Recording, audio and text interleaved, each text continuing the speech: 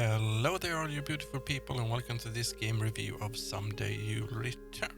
Today we take a look at a story-driven psychological horror game about a desperate search for a missing daughter deep in the woods where you swore you never return.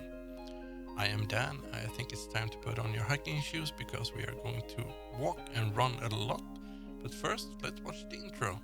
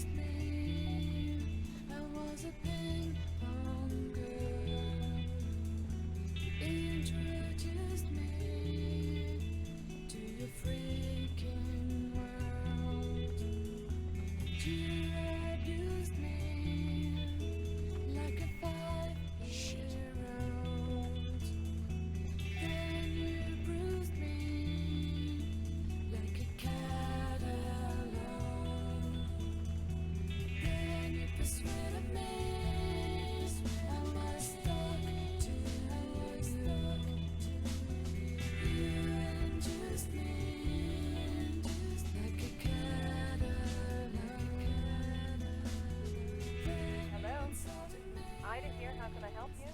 Where is she? Daniel? Did you get a new cell? Where is she? You mean Stela? She's at school. Everything's fine. Just leave her alone. No, Ida.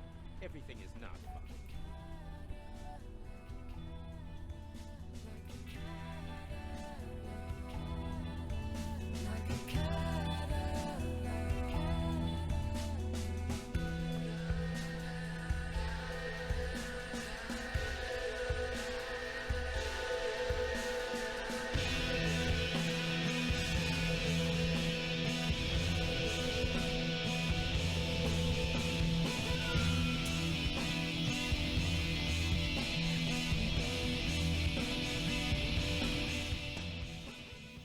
Okay, so the story of the game is that you play as Daniel in search of your daughter Stella that just ran away again. During this intro sequence and the short previous one I have skipped, so I won't spoil for you, it's apparent that there will not be a nice picnic in the park when we go to the woods. During this drive you are introduced to what seems to be your ex-wife that you have what I would call a bit of a frosty relation to. The music is great and I was just hoping to be able to control the car for just a little bit, but to no vein. The game is a non-combatant game, but they never said anything about jump scares or long corridors, being chased by monsters or scary things, so prepare yourself for that. The graphics are, especially in the woods, beautiful, and the calm, chirping sound of the birds would make this a perfect walking simulator. But that would miss the point of the story. So on your introductory walk in the woods, you learn that you are equipped with a cell phone. A phone that sometimes conveniently gets misplaced, but are used to track your daughter, call the ex-wife, or send a casual text message. It's also our only source of light when things get really spooky, and believe me, they will. A cool feature that the developers added that I want to show you are these QR codes scattered around the woods. If you scan them with your IRL phone, just to be clear, and no one tries to do it with their in-game phone, it shows a real location, all set in the Czech Republic. The game relies heavily on the all too well-known mechanics of building up tension with sudden sounds and change of music. There are some places where you kind of expect something to show up, and it does, just not right when you are expecting it, and for me, that worked for raising my heart rate. Oh shit. Noise again.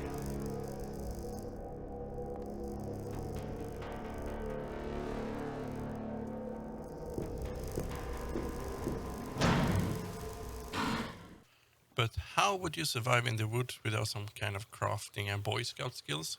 Exactly. So in the early part of the game, you have to move stuff around to get past.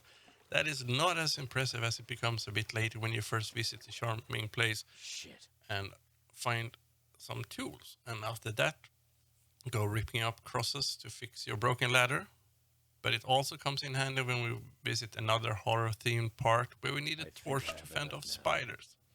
Me personally don't like spiders, almost as much as Indiana Jones hates snakes. So, what other fun activities can you do when you're out hiking in the woods? Well, you have your collectibles, usually hidden if you leave the colored marked trail, so you can hopefully keep your sanity, save your daughter, and clean up the woods at the same time. And for me, that usually gets lost in any type of game where you can move pretty much freely. This game somehow always makes me end up where I should.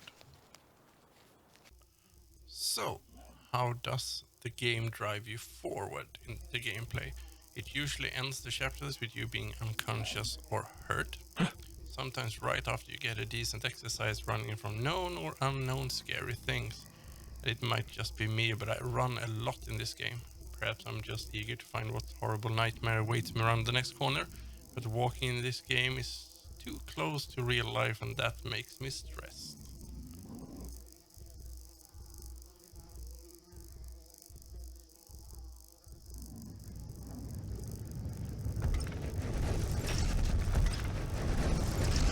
What the hell?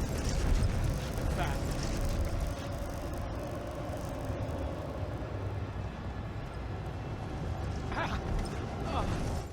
Alright, was that a fun run? Well, let's put some focus on the herbalist in this game. After a while you get to build your own herbalistic setup. That opens up to create potions to enhance or heal, for instance. First one you create is called Purification, and it took a little bit of time to read the recipe and actually creating it, since you start by chopping the plants to separate the parts you can use. I sometimes misread the recipe and I had to throw the whole brew out. But that might just say more about my skills of reading and following recipes. It's a fun little activity that adds another layer of things to do in the game, because you have to go out and pick flowers and other plant. But your inventory for plants is limited, so don't expect to hoard way too much. But I wanted to talk a little bit more about the storytelling and when games sometimes get stuck a bit too linear. The game feels pretty free for moving around as you like, but what developers sometimes forget is that people usually move around to locations not yet activated, and it can become a bit illogical. Let me show you with two examples. First one is from where we are trying to get out in a building that is burning. We find a gas canister but cannot pick it up. It needs to be set close to the opposite door in the corridor. But it's not until we move to another room and get presented with no other option out that we can actually pick it up and continue with the story. Want one more? Great. As you follow a creek, you end up in a cave, and in the end of this cave, beside the glimpse of some sort of creature, there is an area with a golden rod. But no matter how hard you try, you cannot pick it up. It's not until you return after doing some other quests, which I will not spoil, you can actually return to the cave and pick it up. And that becomes a bit illogical, because it shouldn't be seen then in the first place for the first time you see it, or you should be able to pick it up anytime. So how does this game stand against its competition? Some games, and one of them I think it's a little bit like this one, it would be Blair Witch, and both of them are decent games. It has some beautiful environments, and the voice acting is really good by Carrie Shale voicing the main protagonist. In my mind, I thought it was the same voice actor as for Firewatch, but that was Rich Sommer, so my mind played a trick on me. It has a lot of puzzles, and some are pretty easy and some are downright really challenging. It mixes some well-known ingredients to make it a bit milder in horror story-wise than other games out there.